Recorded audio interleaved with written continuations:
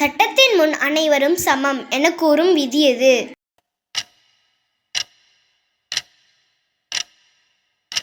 விடை option B article 14.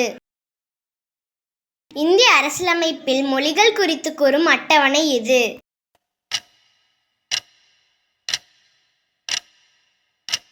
விடை option A 8வது அட்டவணை.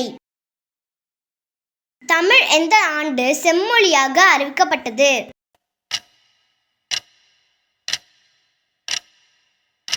விடை ஆப்ஷன் சி 2004. தீண்டாமை ஒழிப்பு பற்றி கூறும் விதி எது?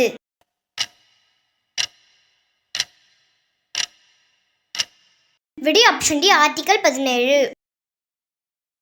உயர்நீதிமன்றத்தின் தலைமை நீதிபதி யாரால் நியமனம் செய்யப்படுகிறார்?